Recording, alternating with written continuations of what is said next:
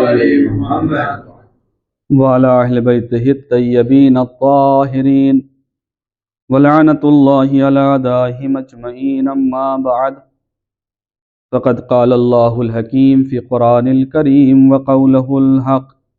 بسم الله الرحمن الرحيم. اتقوا الله وكونوا مع الصادقين. صلوات بر محمد وعلى آله.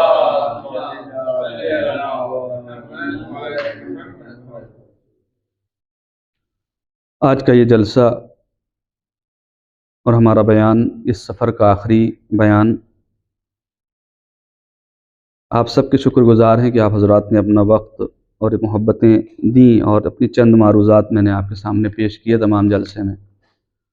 اور ان جلسوں میں اور ان بیانات میں اگر کوئی حق تلفی یا کوئی ایسی بات جو رہ گئی ہو یا آپ حضرات کی دل آزاری ہوئی ہے، اس کے لیے ہم معذرت چاہتے ہیں.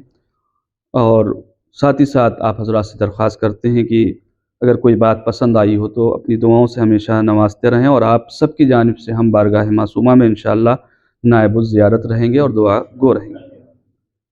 آخری جلسے میں کچھ باتیں بیان کرنا ہے اور متصل ہونا ہے خطبہ متقین کی طرف سے، لیکن دو تین باتیں جو مجھے لگی کہ ضروری ہے ان کی طرف توجہ دلائی جائے. اس میں سے ایک بات یہ ہے کہ بعض دعاؤں میں کچھ جملے ایسے ہوتے ہیں جن کی ہم دو تین بار تکرار کرتے ہیں. جیسے ابھی دعائے توسل، یا وجیہا عند اللہ اشفع لنا عند اللہ، تو بعض جگہوں پہ 3 بار 2 بار پڑھا جاتا ہے. یا دعائے ندبہ میں عین الحسن و عین الحسین، یا اسی طرح اور جملے، یا غیاث المستغیثین، دعائے کمیل میں یا سری الرضا، یا رب یا رب یا رب، 3 بار یا 2 بار پڑھا جاتا ہے. تو آیا صحیح کیا ہے؟ کیا 2-3 بار اس کا پڑھنا کیا ہے؟ دیکھیے، ایک بات بالکل مسلم ہے، اگر دعا معصوم کی جانب سے آئی ہے تو جو جملہ جہاں پر جتنی بار معصوم نے کہا ہے وہی 100% شور ہے. اگر وہاں پر اس جملے کی 3 بار یا 2 بار ضرورت ہوتی تو امام معصوم ایسا ضرور کرتے. ہاں، اگر اس جملے کی وہاں پر 2 بار ضرورت ہوتی تو امام معصوم 2 بار کہتے. ایسا نہیں ہو سکتا ہے کہ وہاں پہ ضرورت ہو 3 بار کی اور امام معصوم 1 بار کہتے. اور ظاہر ہے کہ سلیقہ اور طریقہ دعا کے اثر انداز ہونے میں بہت اہم ہے. تو وہی سلیقہ اور طریقہ اثر انداز ہوگا جو معصومین نے بتایا ہے. اگر کسی جگہ پر معصوم نے ایک بار کسی لفظ کو کہا ہے تو مطلب وہاں پر ایک ہی بار صحیح ہے، 2 بار مناسب نہیں. میں ایک بات تک منتقل کرنا چاہ رہا ہوں، ابھی آپ اس کو نتیجہ نکالیں. تو آپ کہیں گے پھر ہم نے تو سنا ہے بہت سے قاریوں کو 2 بار 3 بار 4 بار یہ جملوں کی تکرار کرتے ہیں لوگ. دیکھیے، تکرار کرنا حرام نہیں ہے، جائز نہیں ہے، بس اس بات کو سمجھ کر کے تکرار کیا جائے کہ ہم اس بات کو جان لیں، آنے والی نسل کے ذہن میں یہ بات نہ آ جائے کہ مثال کے طور پر یہاں پر یہ دعا 3 بار پڑھی جاتی ہے، اس کا مطلب یہ دعا میں 3 بار آیا ہے، یا یہ دعا کا حصہ ہے، یہ پارٹس ہے 3 بار پڑھنا. کہیں آنے والی جنریشن کے ذہن میں یہ بات نہ آ جائے کہ یہ دعا کا حصہ ہے، پارٹس ہے، تو وہ جزء دعا ماننے لگے. ایک بات. دوسری بات، علماء کہتے ہیں کہ پڑھ تو سکتے ہیں آپ 2 نہیں 10 بار پڑھیں، لیکن یہ 2 اور 10 بار اس وقت پڑھیں جب آپ دعا کے اندر اتنا مدہوش ہو جائیں، اور مثال کے عینت طالبوں پہ مقتول کربلا، اور ایسا مدہوش ہو جائیں کہ آپ کربلا کے منظر کو آپ کے آنکھوں کے سامنے ہوں، اور آپ ایک دم اسی اس میں آ کر کے 2-3 بار اپنے خضوع اور خشوع میں اس جملے کو 2 بار 3 بار 10 بار اگر پڑھتے تو کوئی حرج نہیں. لیکن ایک نارمل طریقے سے پڑھ رہے ہیں، وہ کیفیت ہمارے اوپر طاری بھی نہیں ہو پاتی ہے. ظاہر سی بات ہے، میں اپنی بات کروں گنہگار، وہ کیفیت طاری نہیں ہو پاتی ہے، اور اس کے بعد ہم اس جملے کو جو معصوم نے 1 بار کہا اسے ہم 3 بار کہہ رہے ہیں. تو یہ کسی حد تلک کی حرام تو نہیں ہے لیکن مناسب نہیں ہے. جو سلیقہ اور طریقہ معصوم نے بنایا ہے اس پر ہم غور کریں. دوسری بات ایک اور اہم، گرچہ یہ آپ لوگ سے مربوط ہے، لیکن چونکہ 2-4-6 جلسے جو میں آپ کے سامنے آیا ہوں آپ سے روبرو ہوا تو ہماری بھی شریک و ذمہ داری بنتی ہے جس کو بتانا بھی ضروری، گرچہ آپ متوجہ بھی ہیں شاید کسی وجہ سے غفلت ہے، وہ یہ کہ الحمدللہ آپ حضرات دعا کے بعد جو ضیافت کا انتظام کرتے ہیں، پروردگار آپ حضرات کے رزق میں اضافہ کرے، اور اطعام مومن یقیناً بہت ثواب کا حامل ہے، لیکن اطعام مومن میں اس بات کا ضرور خیال رکھے بانی اور صاحب خانہ کہ کسی دوسرے کے اوپر یہ چیز برڈن نہ ہونے پائے۔ ہاں، یہ چیز برڈن نہ ہونے پائے۔ دیکھیے، آپ اطعام کریے، ایک ڈش بھی اگر آپ کریں گے تو اطعام مومن کا ثواب مل جائے گا، اور یہ بھی صحیح ہے کہ اچھے سے اچھا کھلائے، وہ اس سے مجھے انکار نہیں مہمان کو، لیکن اس سے بڑھ کر کے یہ ہے کہ ہو سکتا ہے مثال کے طور پر میری زوجہ اتنی سکت اور اتنا اسٹیمنا اور اتنی طاقت رکھتی ہوں کہ 10 ڈش بنا سکیں اور کسی کی نہیں بنا سکتی ہیں، تو کیا ہوگا اس کا نتیجہ؟ یا تو وہ دعا سے فرار کرے، یا یہ ہوگا کہ چلو جبرن اور کرہن نہ چاہتے ہوئے بھی بھائی 10 ڈش بنانا، چونکہ ان کے یہاں بن چکی ہے نا؟ نہیں ہوتا ہے آگا، یہ اس پہ تکلف کی بات نہیں ہے، ہوتا ہے تو ہوتا ہے، یہ آپ کے یہاں نہ ہوتا ہو الگ بات ہے، لیکن عام طور سے یہ ہوتا ہے۔ ہاں، تو پھر کیا ہوگا؟ جو کام ہم امام زمانہ کی خوشی کے لیے کر رہے ہیں، اپنی خوشی کر رہے ہیں، وہاں پر ایک کوئی حصہ، ایک پارٹ، ایک جز، ایک پہلو کا کہیں نہ کہیں بادل ناخواستہ والا آ جائے گا۔ تو ہم کیا کر رہے تھے ابھی تک کہ ثواب کے لیے، اور پتہ چلا وہی کام جو ثواب کے لیے ہم کر رہے تھے، وہی کسی کی دل آزاری کی وجہ سے، تکلیف کی وجہ سے، ٹھیک ہے، وہ چیز جو ہے ہماری ثواب کی بجائے کسی اور چیز میں بدل گئی، خدا نہ کردہ۔ تو ان چیزوں کا بھی خیال رکھیں، اس سے کئی ایک فائدے ہیں۔ پہلا فائدہ تو یہی ہے کہ سارے لوگ وقت پر اپنی نوبت پر دعا کر سکتے ہیں، ٹھیک ہے۔ دوسرا یہ کہ بھائی لیڈیز کے بھی اپنی مصروفیات ہوتی ہیں، ٹھیک ہے۔ اب آپ ٹھیک ہے، آپ کے تحت تکفل ہے، آپ سے محبت کرتی ہے بیوی، تو ظاہر ہے آپ نے کہا 5 ڈش بنانا تو بسم اللہ بنائیں گے، ٹھیک ہے، آپ کا دل رکھنے کے لیے، ٹھیک ہے۔ لیکن وہ بھی کہتی ہے کہ ارے 2 میں بھی کام چل جاتا۔ اچھا، بعض عورتیں یہ بھی ہوتی ہیں، 2 طرح کی ہوتی ہیں، وہ آپ ان سے کہیں 2 بنائیے تو وہ 5 بنائیں گی خود، وہ ان کا بھی انٹرسٹ ہوتا ہے، وہ ان کا بھی ہوتا ہے۔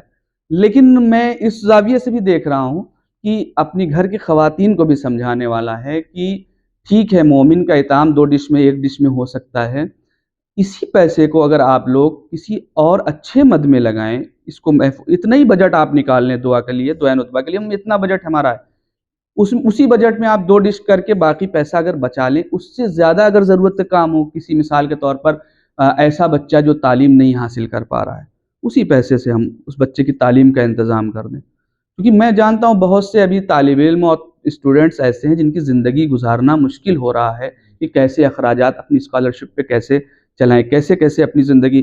بہت سے لوگ انڈیا میں تعلیم حاصل کر لیتے ہیں، میں حوزے کی بات کر رہا ہوں، وہاں کی نہیں کر رہا ہوں، انڈیا میں تعلیم حاصل کر لیتے ہیں، پھر اعلیٰ تعلیم کے لیے نجف اور یا سیریا یا ان کو ایران آنا ہے، تو اب ان کے پاس ٹکٹ کا پیسہ نہیں رہتا ہے، تو کیا ہوتے ہیں، بددل ہو کر کے وہ لائن چھوڑ دیتے ہیں، پھر پتہ چلا کوئی محنت کر رہے ہیں، کوئی مزدوری کر رہے ہیں، اسی طرح کا کام کر، ظاہر سی بات ہے اس لائن میں بھی اتنی محنت نہیں کی کہ اچھی جاب مل جائے، اس میں پڑھا تھا تو اب ظاہر ہے یا تو ایک مصلے کے پیش نماز ہو کر کے رہ جائیں، جو کہ کچھ نہیں ہے، علم حاصل کرنے کا یہ کوئی نہیں، ادارے بہت ہیں آگا، اگر ہاں آسن، میں نے آج یہ بات شاید اسی لیے چھیڑی ہے کہ اگر کبھی کسی اس چیز کے بارے میں اگر آپ کو مدد چاہیے، مطلب مثال پوچھنا چاہیں ہم سے، معلوم کرنا چاہیں کہاں پہ اس پیسے کو صرف کریں، تو یہ چیز ہے، آپ یہ کہیں کہ نہیں ہم اس پر بھی خرچ کریں گے اور اس کام کے لیے بھی خرچ کریں گے، تو نور علی نور، لیکن دوسری بات کا خیال رکھیں کہ برڈن کسی کے اوپر نہ پڑنے پائے، اور سب لوگ خوشی سے جو کرنا۔ ہاں، آپ اگر چاہتے ہیں ہم 8-5-6 ڈش کرائیں تو ایسا بھی کر سکتے ہیں کہ دعائے ندبہ میں وہی رکھیں تاکہ سب لوگ باری باری پہ اپنی نوبت سے کر سکیں پروگرام، اور بعد میں آپ چاہے 10 ڈش 8 ڈش بلا کر کے بعد میں ایک الگ سے ایک دعوت سب کی رکھ لیں، وہ ایک الگ کاؤنٹ ہوگا، اس میں کوئی وہ مشکل نہیں ہوتی ہے، یہ نہیں سوچتا ہے آدمی کہ اگر مثال کو انہوں نے رکھا ہے تو ہم بھی رکھیں، تو اس میں یہ مشکل نہیں ہے۔ تو یہ 2-3 باتیں ہم نے ضروری سمجھی، اور ان محفل اور ان جلسوں کا تقاضا ہی یہی ہے کہ ہم وہ کام کریں جس سے اہل بیت کی غلامی ہماری مضبوط ہو، ہم اہل بیت کی غلامی کو، اپنی غلامی کو، اہل بیت کے تئیں جو غلامی ہے اس کو ہم مضبوط کر سکیں، اور یہ بھی سچ ہے کہ ان کی غلامی میں ہی نجات ہے، اور غلامی وہی غلامی ہے اور آقا اس وقت تک آقا ہے جب تک آقا کی ہر بات کو، ہر خوشی اور ناراضگی کو انسان اور غلام مد نظر رکھے۔ ہم اس بات کا ضرور خیال رکھیں، اور میں نے پھر کہا کہ انسان کی نجات اہل بیت کی غلامی میں ہے۔ بس اب یہیں سے اپنی بات سے ہم جڑ جاتے ہیں اور شروع کرتے ہیں اپنی بات کو چوتھے امام، امام زین العابدین علیہ الصلوۃ والسلام۔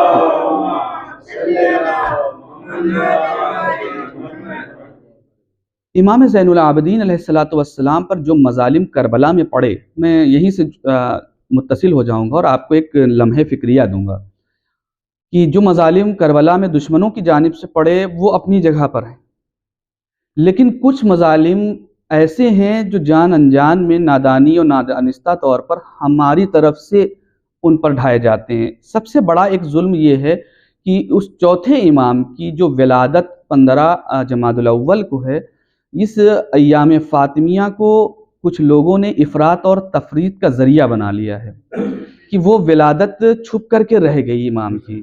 یہ سب سے بڑا ظلم ہے امام کے ساتھ۔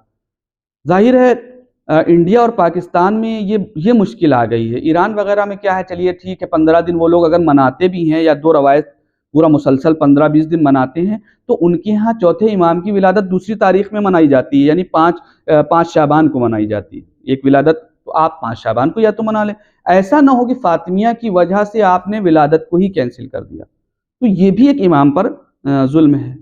ایک ظلم یہ، اور ظاہر سی بات ہے اپنوں کی جانب سے ڈھائے گئے ظلم کا درد زیادہ ہوتا ہے بنسبت اس کے کوئی ظالم اور عدو۔ ایک واقعہ جان لیں، ایک عالم دین کو سزا دی گئی کسی بات کی، زبردستی کے لیے کوئی اس پر ایک اتہام تھا یا کوئی تھا، وہ اس کو سزا دی گئی، تو اور سزا میں یہ کہ اس کو سنگسار کیا جائے، پتھر مارے جائیں۔ پہلے پتھر سنگسار اسلام میں ایک ہے کہ کوئی ثابت ہو جائے اس کو سنگسار کیا جائے گا، تو لوگ پتھر مارنے لگے، وہ پتھر مار رہے تھے اور وہ مسکرا رہا تھا، ہر پتھر پہ مسکرا رہا تھا۔ اور پھر کسی نے دیکھا کہ ایک نوجوان آتا ہے اور وہ پتھر کے بجائے گلاب کا پھول مارتا ہے۔ جب گلاب کا پھول مارتا ہے تو وہ چیختا ہے، عالم دین چیخنے لگتا ہے۔ جب چیخا تو لوگوں نے پوچھا جب پتھر مار رہے تھے لوگ تو تم مسکرا رہے تھے، اور جب پھول مارا تو تم جو ہے چیخے اتنا، اس سے کتنی چوٹ لگ گئی؟ کہا تم سمجھے نہیں، جو لوگ پتھر مار رہے تھے وہ اپنے نہیں تھے، اور ہم ان کی نادانی پہ مسکرا رہے تھے، اور ان سے اس بات کی توقع تھی، اور اس سے زیادہ کی توقع اور ان سے امید بھی کیا کر سکتے دشمن سے کہ ہمیں پتھر نہیں، کیا ہمیں پھول مارے گا؟ لیکن جس نے پھول مارا وہ ہمارا اپنا تھا، چاہنے والا تھا اور ہمارا شاگرد تھا، اس نے پھول مارا۔ لیکن تکلیف ہمیں اس بات کی ہوئی کہ یہ جو ہے اپنا ہو کر کے اس بات کو نہیں سمجھ رہا ہے۔ تو جو اپنے آدمی کی جانب سے تکلیف پہنچتی ہے وہ سخت ہوتی ہے، اگر ہماری طرف سے امام کو کوئی تکلیف پہنچ رہی ہے وہ امام کے لیے زیادہ سخت ہے۔ ایک صلوات پڑھ دیں محمد وعلیہ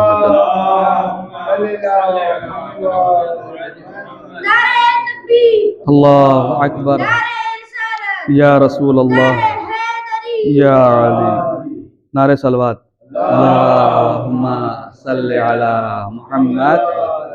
احسن، جزاک اللہ، آفرین، سلامت رہیے۔ تو امام زین العابدین علیہ الصلوۃ والسلام کو ایک مظلومی تو یہ ہو گئی، دوسری مظلومی کہ جس زاویے سے ہمارے امام کو پہچاننا چاہیے اس زاویے سے ہماری قوم نے نہیں پہچانا۔ جب بھی تذکرہ کیا گیا اور تذکرہ ہوا تو ان کے ذہن میں وہی ایک نحیف و لاغر زنجیر پہنے ہوئے امام، مظلوم امام آ گیا ان کے سامنے، اور بڑے ہم پیار سے کہہ دیتے ہیں بیمار امام۔ آپ کیا کہہ رہے ہیں؟ آپ سمجھیں تو، جو امام بیمار ہو جائے وہ امام ہے ہی نہیں، کیونکہ امام کو، معصوم کو کوئی ایسی بیماری جو عام طور سے لوگوں کو ہوتی نہیں ہوتی ہے، معصوم کو نہیں ہوتی ہے۔ کربلا میں اگر بیمار ہوئے وہ کچھ وقفے کے لیے تو وہ مصلحت خداوندی کی نسل امامت کو بچانے کے لیے، اور وہ بس اسی مدت تک رہے، ادھر قافلے کے ساربان بنے، قافلہ سالار بنے، بیماری ختم ہو گئی، اور وہ ایک مضبوط اور لوہے کی چٹان کے مانند بڑھ کر کے جو ظلم کا مقابلہ کیا اس کو بیان نہیں کیا جاتا ہے۔ یہ ایک سب سے بڑا ظلم امام پر یہ بھی ایک ہے، اور امام کو اس زاویے سے، جس زاویے سے پہچاننا چاہیے دعا کے زاویے سے، اس زاویے سے کم پہچانا گیا۔ اور یہ ستم ظریفی ہے کہ ایک اہل سنت عالم یہ لکھتا ہے، یقیناً لکھتا ہے کہ کاش دنیا امام سجاد کو دعاؤں کے حوالے سے پہچانتی، کیونکہ اگر امام سجاد کی دعائیں نہ ہوتی، توجہ رکھیے گا، سبط ابن جوزی کہتا ہے، اہل سنت کا رائٹر، بہت بڑا عالم دین، کہتا ہے کہ اگر امام زین العابدین کی دعائیں نہ ہوتی تو انسان کو دعا کرنے کا سلیقہ پتہ نہ ہوتا، دعا کرنے کا طریقہ معلوم نہ ہوتا کہ کیسے اللہ کی بارگاہ میں ہمیں دعا کرنا ہے۔ ایسے ہر معصوم نے دعا کی ہے، لیکن دعاؤں پر ایک مشتمل کتاب، زبور آل محمد، صحیفہ سجادیہ، صحیفہ کاملہ، انجیل اہل بیت جسے کہا جاتا ہے، اخت القرآن، قرآن کی بہن جسے کہا جاتا ہے، اسلام کی سب سے پہلی کتاب جو قرآن کے بعد لکھی گئی ہے، اسلام کی سب سے پہلی کتاب، وہ صحیفہ سجادیہ امام زین العابدین علیہ السلام کی کتاب ہے۔ اس کے بارے میں مولا کی ولادت اور شہادت کے موقع پر ہم سے تقاضا ہی وہ تاریخ یہ کرتی ہیں کہ صرف یہی نہیں کہ ان کے ذکر کر کے آپ خوش ہو لیں تھوڑی دیر کے لیے، شیرینی تقسیم کر لیں، یا ان کا اگر غم کی تاریخ ہے تو بس رو لیں۔ ہمارے معصوم دنیا سے اس لیے نہیں رخصت ہوئے ہیں بس ہم رونے کے لیے، اور ہمارے یہاں ہم تو بہت خوش نصیب ہیں، ہم رونے والی قوم ہیں، بیوقوفی والی جو جملے بتانے والے، جو عوام کو بیوقوف بنانے، ہم رونے والی قوم ہیں۔ ارے نہیں، ہم رونے والی قوم نہیں ہے، ہم وہ قوم ہے کہ جیسے امام نے بتایا ہے ویسی زندگی گزارنے والی قوم ہے۔ کس امام نے بتایا کہ وہ روتے رہو ہم پر؟ ٹھیک ہے، ان پر غم اتنے ڈھائے گئے ہیں امام حسین پر، ہمارا فطری تقاضا، انسانی تقاضا ہے کہ ہم گریا کریں، اس سے منع نہیں کیا جا رہا ہے، خود امام زمان گریا کرتے ہیں امام حسین پر، لیکن یہ کہیں کہ نہیں ہماری خلقت اس لیے ہوئی کہ ہم روئیں، نہیں، ہماری خلقت اس لیے ہوئی ہے کہ ہم خدا تک پہنچیں، کمال تک پہنچیں، اور اس وقت تک خدا تک نہیں پہنچ سکتے جب تک معصومین کی سیرت پر عمل نہ کریں گے۔ ہاں، ان کی سیرت میں آتا ہے رونا، یہ نہیں کہتے کہ بالکل ہم منع ہی نہیں کر رہے ہیں رونا، لیکن صرف ایک مقصد قرار دینا کہ صرف رونا، یہ غلط فہمی۔ تو امام زین العابدین علیہ السلام کی جو معرکۃ الآراء کتاب ہے، صحیفہ سجادیہ، ہو سکتا ہے آج جلسہ آخری ہے، 2-4-6 منٹ لیٹ ہو جائے تو اس کے لیے معذرت۔ ہاں، تو صحیفہ سجادیہ جو، بس تھوڑا سا ایک خالی تعارف کرانا ہے کہ یہ وہ اتنی عظیم کتاب ہے جو تقریباً صحیفہ سجادیہ میں 54 دعائیں ہیں، 54 عدد دعائیں ہیں، بڑی چھوٹی سب طرح کی دعائیں ہیں، اور آپ جانیں کہ لوگوں کا بیان ہے، چاہنے اہل بیت کے چاہنے والوں کا بیان ہے کہ ابھی جب کرونا کی وبا آئی تھی، ایک دعا رہبر معظم نے اسی صحیفہ سجادیہ کی تلقین فرمائی تھی کہ زیادہ سے زیادہ اسے پڑھا جائے۔ ایران میں، عراق میں، ہاسپٹلس میں یہ دعا لگا دی گئی تھی لکھ کر کے، بڑے بڑے بورڈ میں، اور سڑکوں پہ لگی ہوئی تھی، حرم میں لگی ہوئی تھی، معصومین کے سب جگہ، یا من تحل بہ عقد المکارہ، 7ویں نمبر دعا جائیے گا پڑھیے گا، یعنی بیماریوں سے محفوظ رہنے، جو وبائیں آتی ہیں ان سے محفوظ رہنے کے لیے۔ اور اہل بیت کے چاہنے والوں کا وہ ہے کہ واقعاً ہم نے اس کو پڑھا، ہمارے گھر میں 6-6 7-7 لوگ کورونا سے ملوث رہے لیکن اللہ نے انہیں محفوظ رکھا۔ یہ دعائیں ہیں امام سجاد کی، اور ان دعاؤں میں اگر آپ غور کریں ہر طرح کی دعا ملے گی آپ کو، کہ مثال کے طور پر یہ پریشانی آئے تو یہ دعا پڑھنا ہے، یہ مشکل میں گرفتار ہوں تو یہ دعا پڑھنا ہے، والدین کے لیے یہ دعا ہے، بچوں کی تعلیم کے لیے، تربیت کے لیے یہ دعا، ہر دعا اس میں آپ کو ہر چیز کا علاج تقریباً ملے گا۔ اور اس کتاب کا اور ان دعاؤں کا، اور بھی معصومین کی بڑی دعائیں آئی ہیں، کچھ دعائے کمیل، ابو حمزہ شمالی، مکارم الاخلاق، کتنی مشلول دعائے سماعت، جتنی دعائیں آپ لیں، لیکن ان دعاؤں کا جو دعا اس میں پائی جاتی صحیفہ سجادی میں، اس کا کمال اور خصوصیت یہ ہے کہ اس میں صلوات، ہر دعا میں آپ کو صلوات ضرور ملے گی، محمد و آل محمد پر درود ضرور ملے گا، بیچ میں، کنارے، حتیٰ ایک دعا جو آخری دعا ہے، 54 نمبر دعا، ٹھیک ہے، جو 54 نمبر دعا ہے، اس میں تقریباً 207 مرتبہ درود آیا ہے، لگاتار نہیں، ایک جملے ایک مثال کا ایک جملہ ختم ہوا، اس کے بعد امام نے صلوات پڑھی محمد والم، 207 مرتبہ۔ سمجھیں، ایک امام معصوم صلوات کا 207 مرتبہ استعمال ایک دعا میں کر رہا ہے، اس سے مطلب سمجھیے کہ یقیناً یہ اتنی عظیم دعا ہے محمد و آل محمد پر درود، کہ جس کے بغیر کوئی دعا قبول نہیں ہو سکتی۔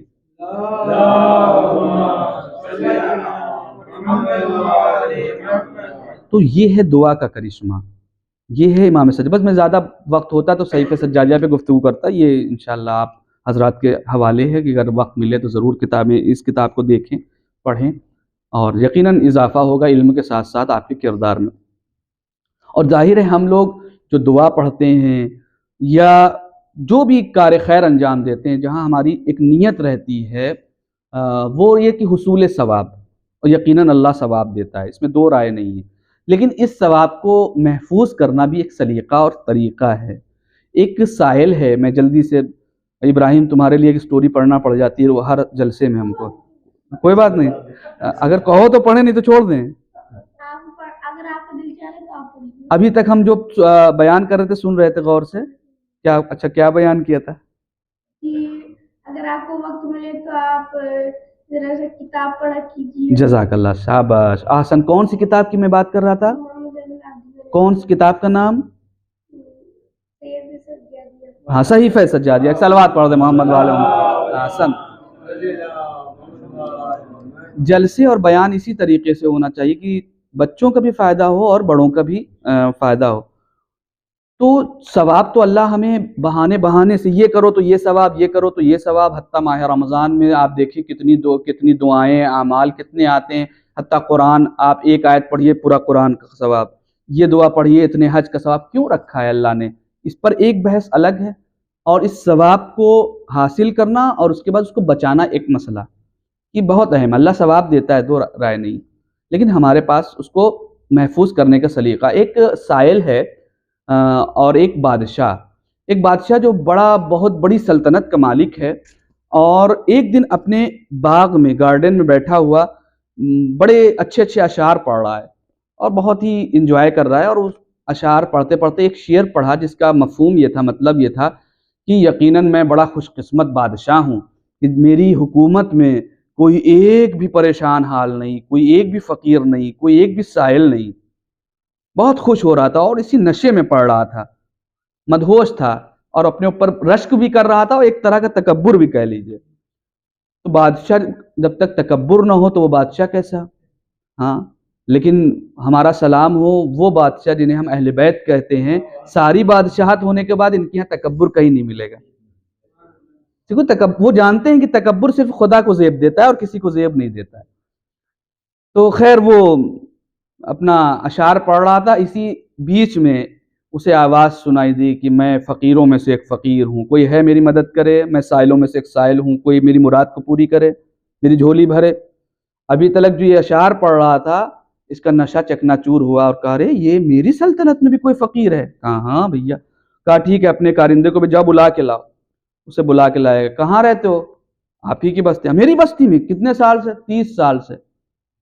30 سال سے؟ اچھا تم میری بستی میں 30 سال سے، اور 30 سال سے تمہارا یہ حال ہے؟ کہا ہاں 30 سال سے میں غریبی غربت کی زندگی گزاروں، فقیر ہوں۔ کہا اچھا کبھی ادھر اور نہیں نکلے تم؟ کہا کہ نہیں، میں دوسری جگہ جاتا تھا، میں یہی دیکھ رہا تھا کہ بادشاہ ہم پر کب نظر کرم کرتے ہیں، لیکن 30 سال گزر کے نظر کرم نہ ہوئی۔ یہ اپنے آپ میں بڑا شرمندہ ہوا۔ ظاہر سی بات ہے، ایک عقل مند انسان کی علامت ہی ہے کہ غلطی ہو جائے تو پشیمان ہوا۔ اس نے کہا ٹھیک ہے، اچھا مسئلہ نہیں ہے، لاؤ۔ اپنے کارندوں کو حکم دیا، اپنے کام کرنے والوں کو، کہ اس کا دامن اشرفیوں سے، جواہرات سے بھر دیا جائے۔ تو ایک مرتبہ وہ کہتا ہے بادشاہ سلامت، آپ نے حکم تو دے دیا اشرفیوں کا، جواہرات کا، لیکن جس کے پاس دامن ہی نہ ہو، کپڑا ہی نہ ہو، لباس ہی، تو دامن کہاں؟ دیکھیے مانگنے کا بھی سلیقہ آنا چاہیے۔ کسی کے سامنے جائیں اپنے سے تو اس کو مانگنے کا، اب ڈائریکٹ کہہ دیتا ارے کپڑا تو دو پہلے، تو وہ برا لگتا۔ اس نے بڑے حساب سے اپنے کہا کہ ہمیں کپڑا بھی چاہیے، یہ کہنے کا مطلب تھا، گرچہ وہ اپنے حساب سے، اپنے ذوق اور اپنے عقل کے اعتبار سے، ورنہ اس پیسے کے نہ جانے کتنے کپڑے آ جاتے، ہاں، لیکن اس نے کہا کہ بادشاہ سے لینا ہے۔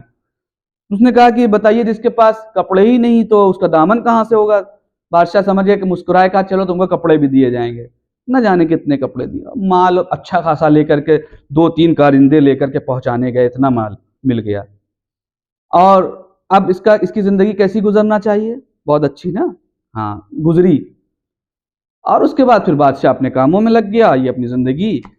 واقعہ یہیں پہ ختم نہیں ہوا، کچھ دن کے بعد پھر آواز سنی کہ کوئی آواز دے رہا ہے، انا سائل انا فقیر، میں سائل ہوں، فقیر ہوں۔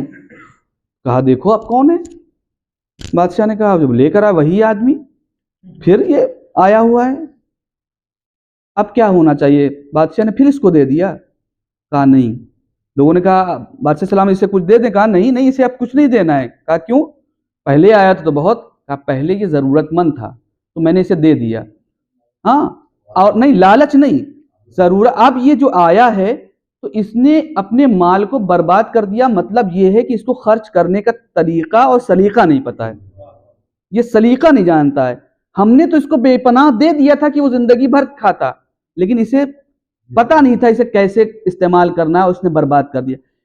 کل حال یہی ہمارا بھی ہوتا ہے. اللہ ہر بات پہ ہمیں ثواب دیتا ہے اور نہ جانے کتنا ثواب ذخیرہ ہو جاتا ہے, اور ہمیں پاس سلیقہ نہیں ہوتا اسے کیسے محفوظ کرنا ہوتا. کہیں ایک گناہ کی چنگاری کی وجہ سے وہ سارے ثواب ہم برباد کر دیتے ہیں. یہ ہماری طرف سے کمی ہوتی ہے. ان سب چیزوں پر سوچیں. ہمیں اللہ ہر بہانے پہ. اور اچھا یہ بھی ہے کہ اللہ نے ثواب کیوں رکھا ہے؟ خالی بس یہ کہ ہم کو ثواب دینے کے لیے کہا کہ یہ کام کرو یہ کام کرو تو ہم یہ ثواب صرف ثواب کے لیے, یعنی ہم کوئی عمل صرف ثواب کے لالچ میں کریں؟ نہیں. ثواب تو ہمیں ملے گا ہی, لیکن ہماری نیت کیا ہونا چاہیے کہ ہم اپنے کردار کو, اپنے آپ کو سنوارنے کے لیے, اپنے معاشرے کو سنوارنے کے لیے, اپنی فیملی کو سنوارنے کے لیے یہ عمل انجام دے رہے ہیں. ہم دعا رکھ رہے ہیں تاکہ ہمارا رابطہ امام سے اور مضبوط ہو جائے. ہر ہفتے اپنا محاسبہ کریں کہ پچھلے ہفتے ہمارا کیا عالم تھا, امام سے کتنی محبت تھی, کیا کچھ بڑھی یا وہیں پہ ہے, یا صرف ایک ہمارا ہم نے ایک رسم بنائی ہے اور ایک یہ ہونا ہے تو مطلب ہونا ہے. نہیں, دیکھیں اپنے آپ کو ارزیابی کریں, اپنے آپ کو پرکھیں, اپنے آپ کو دیکھیں. دیکھیے اللہ نے ثواب رکھا کیوں ہے. اللہ خالق ہے تمام مخلوقات کا. وہ جانتا ہے جس مخلوق کو خلق کیا ہے اس کی ڈیمانڈ اور اس کا نیچر کیا ہے. جانتا ہے کہ بغیر ثواب کے لیے. ایک بچہ ہے, ٹھیک ہے, ایک چھوٹا سا بچہ توتلا ہے, بہت اچھی آواز ہمیں لگتی ہے, ٹھیک ہے, ہم اسے بلاتے ہیں آؤ میرے پاس آؤ, وہ نہیں آتا ہے. ہم کیا کرتے ہیں, جیب سے ایک ٹافی نکالتے ہیں اور اس کو دکھاتے ہیں, ٹھیک ہے آ جاؤ, اب وہ آ جاتا ہے. اب آپ یہ بتائیے کہ کیا آپ کا اصل مقصد اسے ٹافی دینا تھا؟ نہیں, آپ کا اصل مقصد یہ تھا کہ وہ آپ سے قریب آ جائے. آپ اپنے سے قریب کرنا چاہ رہے تھے اسے. تو اب جب آپ اسے قریب کرنا چاہ رہے تھے تو یہ بچہ اس نیت سے آئے کہ ہم ٹافی لیں گے, یہ بہتر ہے, یا بچہ اس نیت سے آئے کہ آپ سے قریب ہو جائے؟ آپ سے قریب ہوگا تو ٹافی بھی مل جائے گی. لیکن ممکن ہے کہ اگر صرف نیت ہو ٹافی کی تو ہو سکتا ہے خالی ٹافی ہی ملے, قربت نہ مل پائے. اسی طریقے سے ہم کو اللہ نے جو ثواب دیا ہے اپنے سے قریب کرنے کے لیے دیا. ہمارا نیچر جانتا ہے کہ بغیر لالچ کے آئیں گے نہیں, یہ رکھ دیا کہ بھائی یہ ثواب ہے, یہ ثواب. اصل مقصد ہے اس کے ذریعے سے اس سے قریب ہونا, خدا سے قریب ہونا. اب انسان اپنا خود محاسبہ کر سکتا ہے کہ ہم ان چیزوں سے کیسے قریب ہوئے. ہماری گفتگو خود خطبہ متقین کے حوالے سے چل رہی تھی, جس کے ذریعے سے ہم اپنے آپ کو سنوار سکتے ہیں, اپنے آپ کو بنا سکتے ہیں اور خدا سے قریب ہو سکتے ہیں. میں زیادہ تفصیل میں کسی بھی سینٹنس کے نہیں جاؤں گا. کچھ صفتیں اور کچھ باتوں کا ذکر میں نے کیا تھا, جس میں سے ایک صفت کے بارے میں ہم نے بتایا تھا, وہ منطقہم الصواب, کہ متقی وہ ہوتا ہے کہ جس کی گفتگو یعنی اپنی زبان کو لگام میں رکھتا ہے, مہار میں رکھتا ہے, کنٹرول میں رکھتا ہے. اس پہ باتیں بہت سی ہیں لیکن میں چھوڑتا ہوں. وَمَلْبَسُهُمْ اقتصاد. ہاں اب یہیں پہ جو ہم نے شروع میں باتیں کہیں دعائے ندبہ کے سلسلے میں, اس سے آپ وَمَلْبَسُهُمْ اقتصاد. متقی وہ ہے کہ جس کا رہن سہن درمیانی ہوتا ہے, میانہ, نہ اسراف نہ فضول خرچ نہ بخل, نہ کنجوسی نہ اسراف. اس لیے کہ دونوں چیزوں کی مذمت اسلام میں کی گئی ہے, کنجوسی کی بھی اور اسراف کی بھی. اسراف بھی نہ ہونے پائے اور کنجوسی بھی نہ. اللہ اسراف کرنے والوں کو پسند نہیں کرتا ہے, اور اسی طریقے سے کنجوسی کو بھی اللہ. تو جو بھی زندگی کے گزارنے کے سامان ہیں, زندگی گزارنے کا جو اسٹیٹس ہے, اس میں میانہ روی رکھنا. میانہ روی رکھنے کا مطلب یہ نہیں ہے کہ مثال کے طور پر ہماری حیثیت ہے 500 کی شرٹ پہننے کی اور ہم جا کر کے جائیں 50 روپے والی شرٹ لے آئیں. نہیں, اسے نہیں کہتے ہیں جو ہے اسے وہ نہیں کہتے ہیں مثال کے طور میانہ روی. اسے میانہ روی نہیں کہتے ہیں. اپنی حیثیت کے اعتبار سے, حیثیت میں رہ کر کے, ہماری جو ہے استطاعت نہیں ہے 500 کی شرٹ کی, لیکن ہم اس کے باوجود 500 کی شرٹ لے کر کے آئے ہیں اور اس کے بعد پتہ چلا کہ 2-3 دن کے بعد کھانے کے لیے سامان نہیں ہے ہمارے پاس. اسے کہتے ہیں اسراف. یہ چیزیں اسراف ہیں, ٹھیک ہے. یا مثال کے طور پر ٹھیک ہے ہمارے پاس تو سامان ہے لیکن اس سے زیادہ ضرورت، مثال کے طور پر 500 کی شرٹ ہم لے کر کے چلے آئیں لیکن وہی شرٹ 200 روپے میں مل رہی تھی، وہ اچھی تھی، 300 اس سے زیادہ کہیں ضروری کام پہ ہمیں خرچ کرنا تھا، وہ نہیں خرچ کیا ہم نے، تو اسے کہیں گے اسراف، کہ ہم 500 کی شرٹ لے آئے اور وہاں پہ خرچ کرنا تھا وہاں نہیں، اسے اسراف کہیں گے۔ تو اسراف کی مذمت بھی اور بخل کی بھی، اسلام میں بخل کی بھی بہت مذمت کی گئی، یعنی کنجوسی کرنا ہے ہمارے پاس لیکن ہمارے پاس اللہ کے لیے نہیں نکلتا ہے، ٹھیک ہے، اپنے کسی عزیز و اقارب کے لیے نہیں نکلتا، سب کچھ ہے اللہ کا دیا سب کچھ ہے لیکن جب جیب میں کسی کو دینے کے لیے نوبت جاتی ہے تو سب سے چھوٹا نوٹ نکلتا ہے، یہ ہے کنجوسی، اسے کنجوسی کہتے ہیں۔ ایک کنجوس کا واقعہ بھی سن لو ابراہیم، تاکہ تھوڑا سا بھی نیند تمہاری بھی چلی جائے، ہمارے بھی آ رہی ہے۔ تو ایک شخص ہے جو بہت کنجوس ہے اور اس کا ایک بیٹا ہے اور ریکارڈ توڑ کنجوس، ٹھیک ہے، یہ عربی کا ایک کتاب ہے، اس میں ایک حکایت لکھی ہوئی ہے، ٹھیک ہے، جو ہم لوگ کے حوزے میں بھی پڑھائی جاتی ہے، ایسی بھی کتابیں ہمارے یہاں پڑھائی جاتی ہیں، سوچ لیجئے۔ تو وہ بہت کنجوس ہے، ایک دن اس کے یہاں مہمان آتا ہے تو اپنے بیٹے سے کہتا ہے جاؤ بیٹا مہمان آج آیا ہے، اب کیا کریں، ظاہر ہے مہمان ہے، اس کو تو گوشت کھلانا پڑے گا، اپنا تو چلو ٹھیک ہے ہم لوگ دیکھ کر کے بازار کی دکان سے گوشت دیکھ کر کے دل بہلا لیتے ہیں، اب اس کو اگر نہیں کھلائیں گے تو یہ جا کر کے خاندان میں شہر میں سالا کہے گا جا کر کے کہ یہ اس طرح کا آدمی ہے، کھانا نہیں، یہ گوشت نہیں کھلایا، دال پہ تڑکا دیا۔ تو کہا ٹھیک ہے جاؤ آدھا کلو گوشت لے آؤ، پیسہ دیا اور یہ چلا گیا گوشت لینے کے لیے۔ جب گوشت کی دکان پہ پہنچا کہا بھائی گوشت کیسے دیا، آدھا کلو گوشت چاہیے، کہا لیجئے گوشت لیجئے، بہترین گوشت، ایک دم مکھن جیسا گوشت آپ لے لیجئے، مکھن جیسا گوشت ہے، بہت ملائم۔ کہا ٹھیک ہے مکھن جیسا گوشت ہے، سوچنے لگا گوشت لینے آئے ہیں یہ کہہ رہا مکھن جیسا گوشت ہے، تو اس سے اچھا اس نے حساب لگایا یہ گوشت اتنے میں مکھن شاید سستا ہے، گیا وہ مکھن لے جانے، مکھن لینے چلا، مکھن لینے دکان پر پہنچا تو اس سے لوگوں نے کہا کہ بھائی مکھن کتنے میں ہے، کیسے دیا، کہا مکھن اتنے میں ہے لیکن بہت بہترین مکھن، ایک دم صاف شفاف پانی جیسا مکھن۔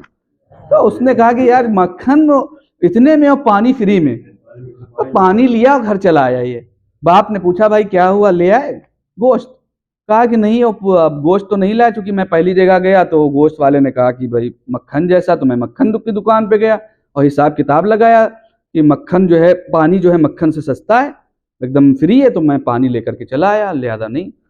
تو اس نے کہا ہاں بیٹا تم ہمارے بیٹے ہو، ہمارے بھی کان کاٹے تم نے، ہمارے بھی کان کاٹے، تم ہم سے بڑے بخیل نکلو گے۔ اس کے بعد پھر اس نے کہا کہ لیکن بیٹا تم یہ چیز سمجھ لو کہ باپ باپ ہوتا ہے اور بیٹا بیٹا ہی ہوتا ہے، ہاں، لیکن تم ایک جگہ مار کھا گئے۔ باپ نے کہا کیا، کہا کہ تم اتنی دکانوں کے چکر لگائے، اس میں کیا ہوا، تمہارے چپل گھسے، نقصان کس کا ہوا؟ تو بیٹا کیا کہتا ہے کہ نہیں آپ سے ہم آگے ہی ہیں پیچھے نہیں ہیں، چپل کب ہم اپنے پہن کے گئے تھے، مہمان کے پہن کے گئے تھے۔ تو یہ صورتحال، بخل کی ہمارے ہاں مذمت کی گئی ہے۔ ایک صلوات پڑھ دے محمد والے محمد جی۔ تو یہ صورتحال جہاں پر ہو تو اس کی مذمت اسلام نے کی ہے۔ اللہ نے دیا ہے خرچ کریں، بہت اچھا، لیکن یہ دیکھیں کہاں پہ خرچ کرنا اہم ہے اور کہاں پر مہم ہے۔ ہو سکتا ہے ایک جگہ پہ ضرورت ہو خرچ کرنے کی لیکن دوسری جگہ پہ اس سے زیادہ ضرورت ہو، تو اس سے زیادہ ضرورت کو آدمی چوائس کرتا ہے۔ خیر، اس کے بعد پھر اگلی صفت کو میں بیان کر دوں جلدی جلدی، تاکہ آپ کو کچھ صفتیں بھی یہاں پہ بتا دوں۔ دوسری چیز ہے وہ مشیہم التواضع، یہ سب سے اہم ہے کہ وہ مشیہم التواضع، متقی وہ ہوتا ہے کہ جس کی چال ڈھال میں تواضع ہوتا ہے، انکساری ہوتا ہے، تکبر نہیں ہوتا۔ تواضع کسے کہتے ہیں؟ تواضع تکبر کا اپوزٹ ہے۔ اگر آپ تکبر سمجھ گئے تو اس کو تواضع کو سمجھ جائیں گے، یعنی کسی بھی بات پہ اللہ نے کوئی چیز بھی دی ہے تو اسے تکبر نہیں کرنا ہے۔ اسی لیے آپ دیکھیں شیطان کو کیوں نکالا گیا، سب سے زیادہ تکبر کرنے والا انسان، اسے کیوں نکالا گیا؟ صفِ ملائکہ میں تھا، وہ ایک فرشتہ تھا، وہ پہلے، وہ تو ٹھیک ہے قرآن میں آیا کانا من الجن، لیکن وہ جب معصومین سے پوچھا گیا جنات میں سے تھا، وہ جن جو ملائکہ میں سے ہوتا ہے، ایسا ملک تھا کہ جس کے وہ خود کہتا ہے، باقاعدہ اس سے روایتیں بھی آئی ہیں کہ وہ کہتا ہے کہ میں بڑے عرش پر اور اس کا واقعہ ہے کہ پیغمبر اکرم کے پاس آیا شیطان، پورا اپنی واقعہ بتا، پیغمبر اکرم کے پاس آیا شیطان اور کہنے لگا کہ آپ معراج پر گئے تھے، بیت معمور دیکھا آپ نے؟ بیت معمور سے گزرے تھے 7ویں آسمان سے، 7ویں طبق سے، کہا کہا بیت معمور دیکھا تھا؟ کہا نہیں، بیت معمور وہ کیا ہے؟ کہا وہ بیت معمور وہ جگہ ہے، وہ گھر ہے جہاں پر میرا منبر رکھا ہوتا تھا، وہ میرا منبر رکھا ہوتا تھا، 7ویں آسمان پر ایک گھر تھا جہاں میرا منبر رکھا ہوتا تھا، اور وہ اس وقت جلا ہوا ہے۔ اور اس نے پوری تاریخ بتائی اپنی، کہا وہ بیت معمور میں وہ منبر جو رکھا ہوا جلا ہوا، اس کی کہانی یہ کہ میں اس پر بیٹھ کر کے جو 4000 ملائکہ ہوتے تھے ان کے درمیان واعظ و نصیحت کرتا تھا، ہمارا مقام یہ تھا۔ اور میں تسبیح خدا بھی کرتا تھا، جب میری تسبیح گر جاتی تھی تو ملائکہ بڑے احترام سے اٹھاتے تھے اس تسبیح کو اور میرے حوالے کرتے تھے، اسے بوسہ لے کر کے میرے حوالے۔ اور میرا عالم یہ ہو گیا کہ اب مجھے ذرا سا بھی کوئی لاحول کہتا ہے تو مجھے بھاگنا پڑتا ہے۔ اب یہ کہا کیوں؟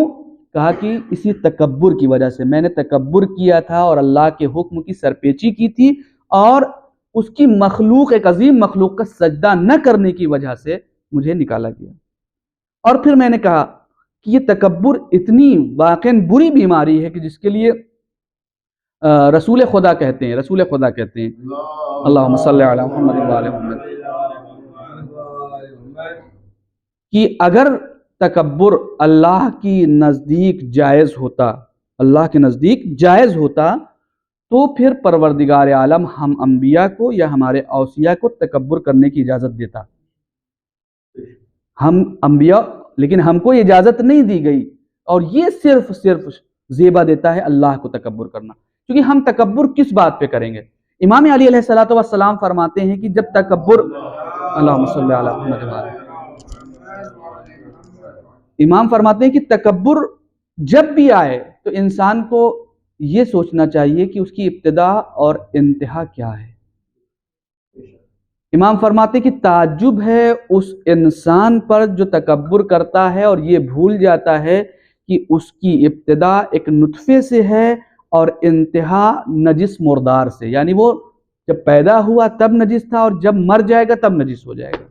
ان دو نجاست کے بیچ اگر انسان زندگی گزار رہا ہے تو تکبر کس بات پہ؟ اور تکبر کر کس بات پہ رہا ہے؟ کس چیز پہ؟ اپنی دولت پہ؟ تو یہ دولت کس کی دی ہوئی ہے؟ باز گشت اور پہنچتی اللہ تک ہے۔ دولت آپ کے پاس آتی ہی کہاں؟ جب آپ کا عقل اور جو ہے ذہن صحیح سالم نہ ہوتا۔ یہ کس نے دیا ہے؟ کوئی چیز اپنی نہیں ہے، جو ہے اللہ کی ہے، کچھ بھی نہیں اپنے جسم پر، اور ہمیں اس کی حیثیت نہیں پتہ چلتی ہے کہ دینے والا کون ہے، کبھی شکر بھی نہیں کرتے۔ میں نے ایک بار کہیں یہاں ذکر یہ کیا ایک چھوٹی چیز پر ہم غور نہیں کرتے، لیکن جب وہ نعمت چھن جاتی تب سمجھ میں آتا ہے کہ کتنی بڑی نعمت۔ یہ انگوٹھا، کبھی آپ نے اس پر غور کیا ہے؟ کتنی بڑی نعمت ہے، کتنی بڑی نعمت ہے۔ اس کا احساس کب ہوتا ہے؟ جب یہ کٹ جائے، اور کٹنے کے بعد جب ہمیں اپنی شرٹ کے بٹن بند کرنا ہو، بند کر کے دکھائیے 2 انگلی سے، بند کر لیں گے جب تک اس کا سہارا نہ لیں؟ ابراہیم بند کر لو گے؟ نہیں بند کر پاؤ گے۔ یہ کتنی بڑی نعمت ہے۔ آپ نے اللہ سے مانگا؟ بغیر مانگے چیزیں اللہ نے دی ہیں، ایسی چیزیں دی ہیں کہ جس کے بارے میں سوچیں تو واقعاً سر سجدے سے نہ اٹھے ہمارا، سجدے سے۔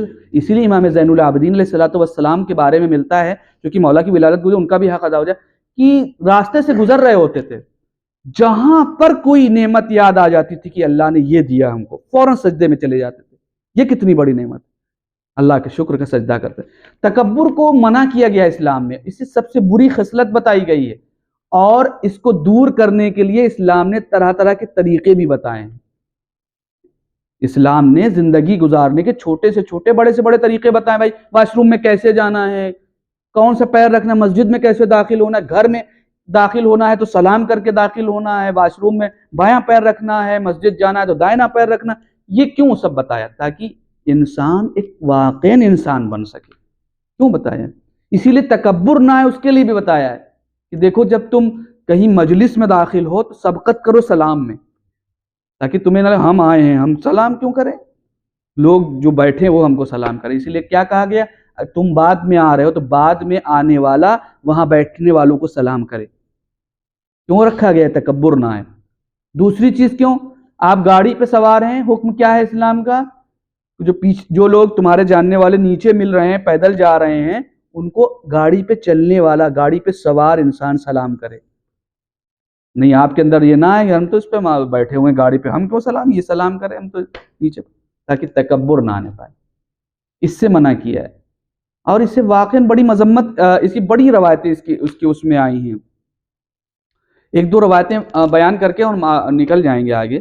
یہ تکبر، لیکن ہمارے علماء، ہم بہت آسانی سے کہہ سکتے تو ہمارے اندر تو آ ہی جاتا ہے تکبر. کسی کو دولت پہ تکبر، کسی کو اپنے منصب پہ، کبھی پیسے پہ، ہر آدمی کو کہیں نہ کہیں تکبر. لیکن یہ سارے اعمال کو ختم کر لیتی، برباد کر دیتی ہے یہ تکبر. لیکن مسئلہ یہی ہے کہ ایک جو محتاط ہوتے ہیں، اللہ کے بندے ہوتے ہیں، وہ واقعاً ان سب چیزوں سے بہت وہ رہتے ہیں. ایک عالم دین ہیں اور ایک اپنے درجے کے عالم، لوگ ان کے نہ جانے کتنے شاگرد تھے.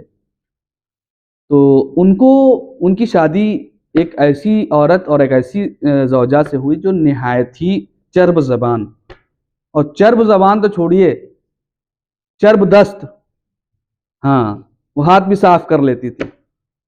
تو صاحب یہ بیچارے درس دیتے تھے، اور ایک دن ایک شاگرد نے کہا، حضور آپ کے گھر کے حالات مجھے پتا ہے، اور اسلام نے تو اجازت دی ہے طلاق کی، ایسی سچویشن میں جب بد کردار ہو عورت، تو مطلب جو اطاعت نہ کرتی ہو، تو طلاق آپ دے سکتے، طلاق کیوں نہیں دیتے؟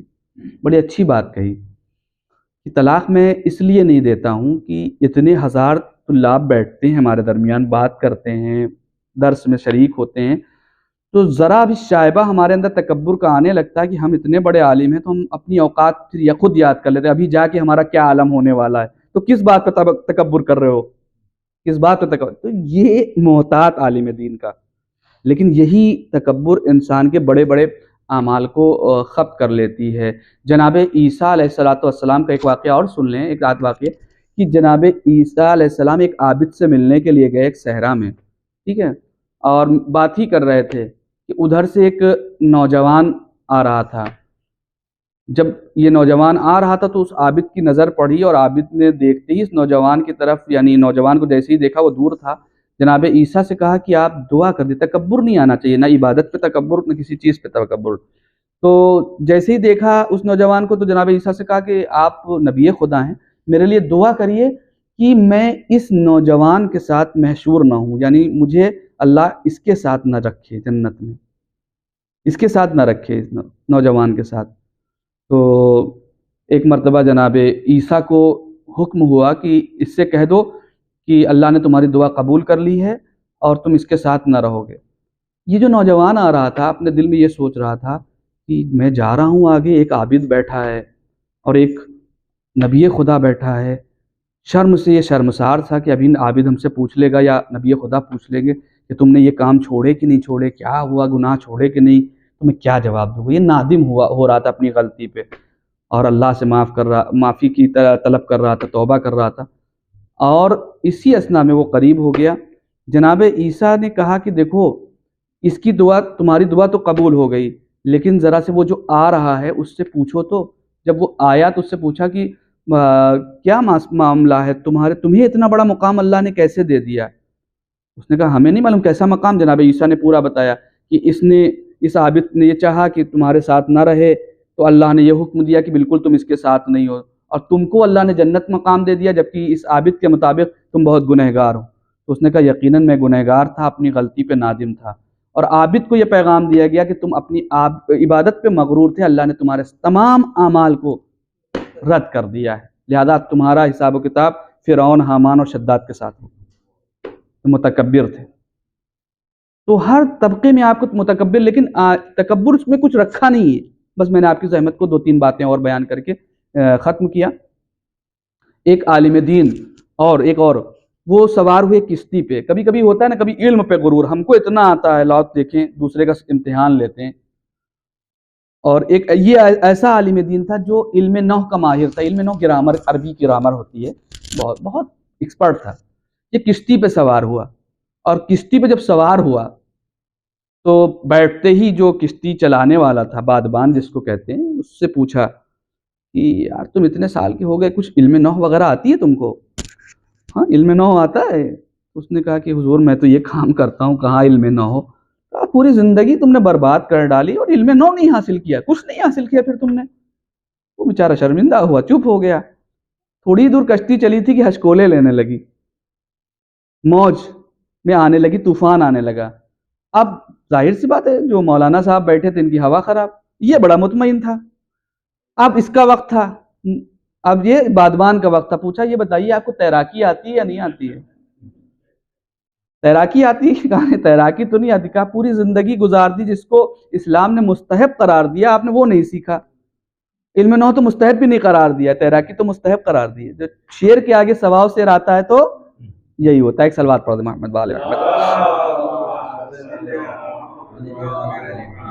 تو ایک صفت یہ ہے کہ انسان متکبر نہ ہو، اور پوری ایک رسول کی ایک وصیت ہے عبداللہ ابن مسعود کے نام، 6-7 چیزوں کے بارے میں بتایا کہ اس پر غرور نہ، منصب پہ غرور نہیں کرنا، دولت پہ غرور نہیں کرنا، علم پر غرور نہیں کرنا، وہ 6-7 چیزیں گنائی ہیں۔ انشاءاللہ آپ حضرات اس کو خود کبھی ڈھونڈیں گے تو ملے گی۔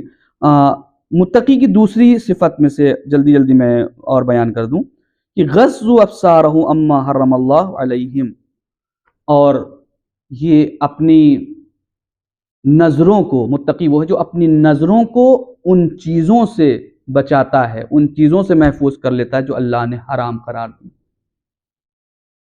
نظر کا گناہ واقعاً دیکھیے اللہ نے آنکھوں کو کس لیے دیا ہے، کبھی سوچیں آپ۔ اللہ نے آنکھوں کو یا کوئی بھی اعضاء عبادت کے لیے دیے، اور آج کا جو زمانہ اور آج کا جو ماحول چل رہا ہے، اپنے آپ کو گناہ، نظر، آنکھوں کے گناہ سے محفوظ کرنا ایک بڑا جہاد ہے، یقیناً بڑا جہاد۔ لیکن یہ نہیں کہا جا سکتا کہ نہیں ہم بچا نہیں سکتے، کیونکہ آج بہت آسانی سے لوگ کہتے ہیں آج تو بہت مشکل ہے کہ انسان اپنے کو گناہ، آنکھ کے گناہ سے محفوظ کر لے، کیونکہ ابھی ہم نیٹ چلائیں گے، یوٹیوب کھولیں گے تو اس پر ایڈ بھی آتا ہے، تو اس طرح کا آتا ہے تو واقعاً آدمی شرمندہ ہو جائے، ایسا آتا ہے، یقیناً آتا ہے، اس سے دو رائے۔ لیکن انسان چاہے تو بچا سکتا ہے۔ جو نظروں کو گناہوں سے محفوظ رکھنے کے لیے کہا گیا ہے، جو نظر کے گناہ ہوتے ہیں، اس سے مطلب یہ ہے کہ اگر نظر پڑ جائے تو کوئی مسئلہ نہیں ہے، ہم خاص طور سے اس نیت سے نہ دیکھیں، ایک لذت کی نیت سے، لطف کی نیت سے، ایک انجوائے کی نیت سے ہم ایسی چیزوں کو نہ دیکھیں، اور بچا سکتے ہیں اگر ہم چاہیں۔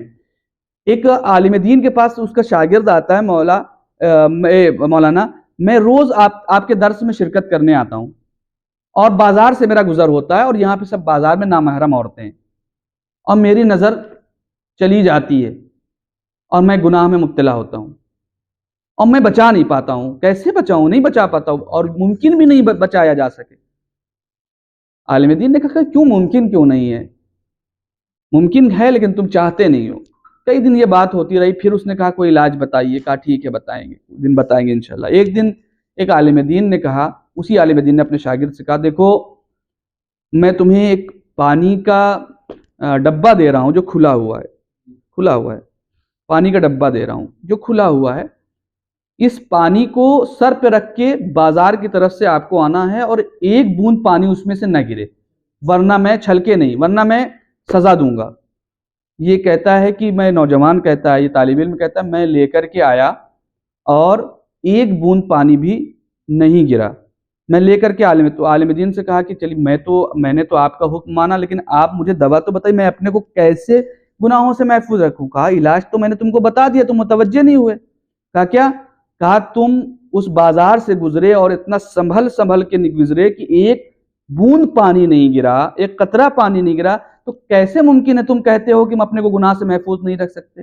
تمہیں کیا کیسے تمہارا پانی نہیں گرا؟ اس سے پوچھا تمہارا پانی کیسے نہیں گرا جب تم چل کے آ رہے تھے؟ کہا کہ میری نظر میں، میرے ذہن میں آپ کا جملہ تھا کہ اگر گرا تو سزا ملے گی، اگر گرے گا تو سزا ملے گی۔ کہا تم ایک استاد کی سزا سے اتنا ڈر رہے ہو اور خدا کی سزا کو بھول گئے ہو۔ اگر تمہیں خدا کی سزا یاد رہے تو یہ جو حرام بازار سجا ہوا ہے تم اس سے اپنے کو محفوظ رکھ۔ ہم بھول جاتے ہیں، اسی لیے خدا کو جب ہم بھول جاتے ہیں، سزا کو بھول جاتے ہیں، تو ہم طرح طرح کے کام کرتے ہیں۔ اگر آپ دیکھیں تو ہمارے معصومین کا طریقہ کار رہتا تھا، خصوصاً ہر موقع لیکن عبادت میں خاص طور سے، کہ عبادت میں ان کی حالت بدل جاتی تھی، رنگت بدل جاتی، کس کے سامنے کھڑے ہیں، لہذا بڑے اطمینان سے خضوع و خشوع کے ساتھ عبادت کرتے تھے، نماز پڑھتے تھے خاص طور سے خضوع و خشوع کے ساتھ۔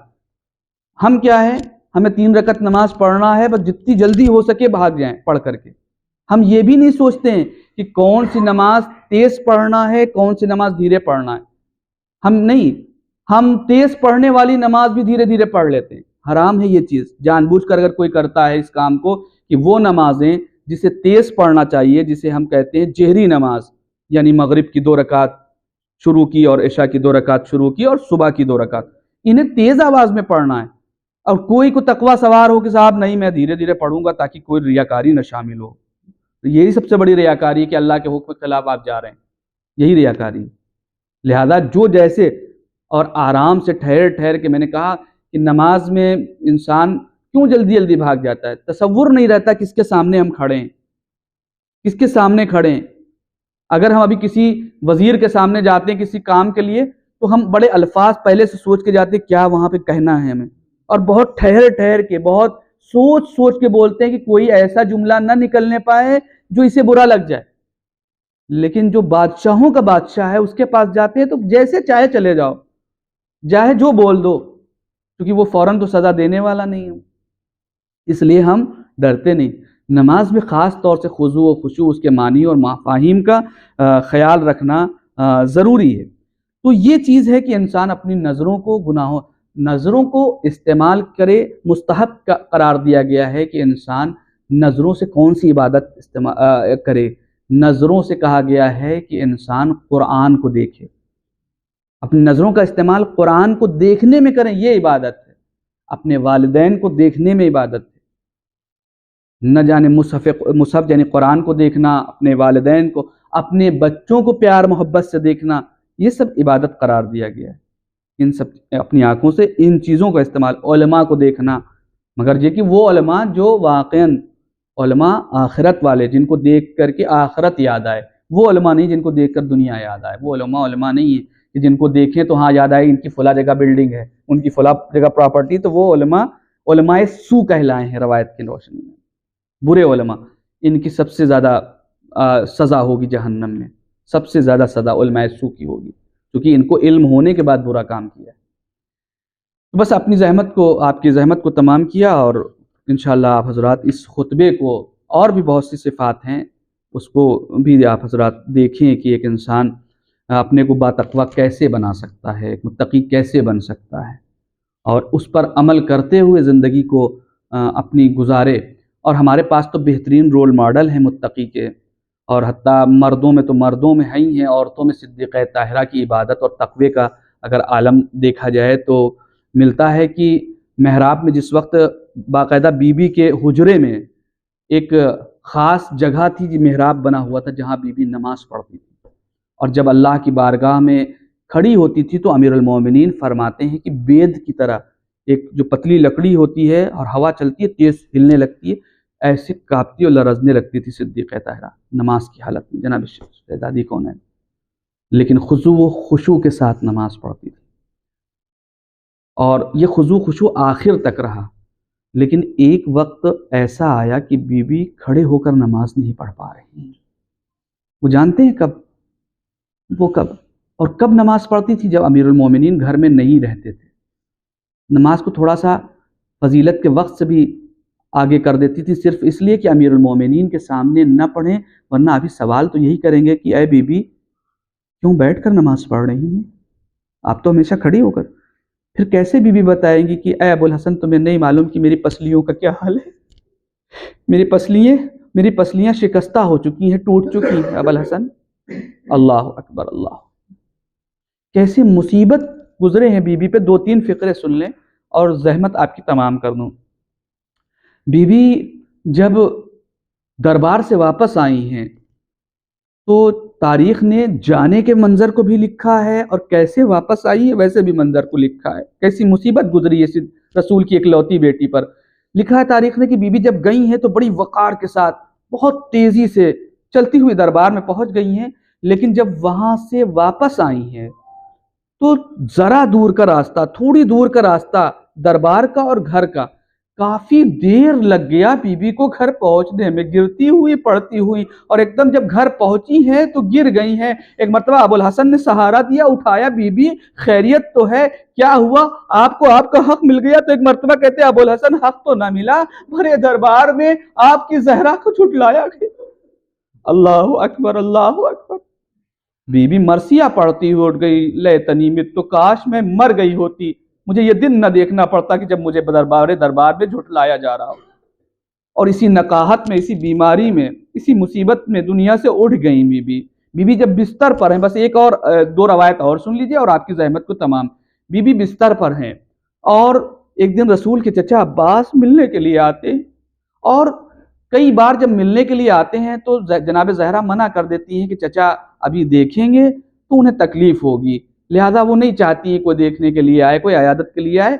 लेकिन एक बार जब अब्बास आए हैं तो बहुत इसरार किया, मैं इस बार बगैर अयादत के नहीं जाऊंगा, बिनते रसूल की अयादत के बगैर वापस नहीं जाऊंगा। लीजिए, जब ये इस तरह की गुफ्तगू की तो फिजा ने आकर के बताया, बीबी इस बार बहुत इसरार कर रहे हैं जनाब अब्बास, आप इजाजत दे दीजिए। एक मर्तबा ना चाहते हुए भी बीबी ने कहा, अच्छा ठीक है, अगर तुम चाहती हो, अगर वो चाहते हैं तो जरा से उन्हें बुला लो, लेकिन 1 मिनट रुक जाओ, चादर को उठा लो। चादर उठाई, चादर अपने ऊपर तान ली, और चादर को तानने के बाद अब बीबी ने कहा, अच्छा बुला लो।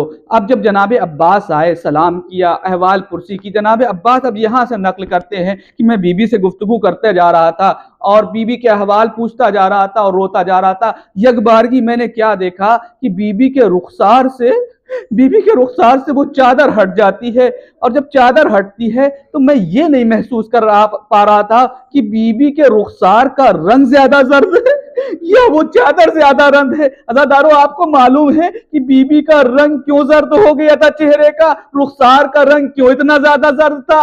अरे वही लईन का लहीम शहीम हाथ और वो नन्हे और नाजुक रुखसार ज़हरा के, उसी पे हाय तमाचा ज़हरा ने कैसे बर्दाश्त किया। इसीलिए मिलता है कि इमाम हसन मुस्तकिल गिरिया करते रहते थे अपनी मादर गिरामी की दुनिया से रुखसत हो जाने के बाद। किसी ने पूछा कि ऐ मौला, आप इतना क्यों गिरिया करते हैं? अरे एक अरसा हो गया अम्मा को गुजरे हुए, आप इतना क्यों रोते रहते? एक मर्तबा कहा कि ऐ शख्स, मैंने जो माजरा देखा है वो किसी ने नहीं देखा। अरे मौला, आपने क्या देखा? कहा, मैंने देखा कि जब मेरी माँ पर दरवाजा गिरा दिया गया तो मैं ये सोच रहा था कि मैं अम्मा की मदद करूं या उनके अपने बाबा की मदद करूं जिनके गले में रिस्मान बांध कर लिए जाया जा रहा है। यही मैं सोच रहा था कि मैंने देखा कि मेरे बाबा के गले में रस्सी बांध कर ले जाया जा रहा है। मेरी माँ ने मेरे बाबा के दामन को पकड़ लिया। जब दामन को पकड़ा तो लोग मेरे बाबा को जैसे जैसे खींच रहे थे वैसे वैसे मेरी माँ जमीन पर खींचते हुए चली आ रही थी, और एक लईन आगे बढ़ा, चाह रहा था कि मेरी माँ मेरे बाबा के दामन को छोड़ दे, लेकिन नहीं छोड़ रही थी। तो उसने शमशीर के गिलाफ को निकाला और मेरी माँ के हाथों पर मारना शुरू किया। मुझे नहीं मालूम मेरी माँ की हाथ की हड्डियां भी कितनी टूट गई। इन्ना लिल्लाहि व इन्ना इलैहि राजिऊन। अल्लाहुम्मा तक़ब्बल मिन्ना इन्नका अंतस समीउल अलीम।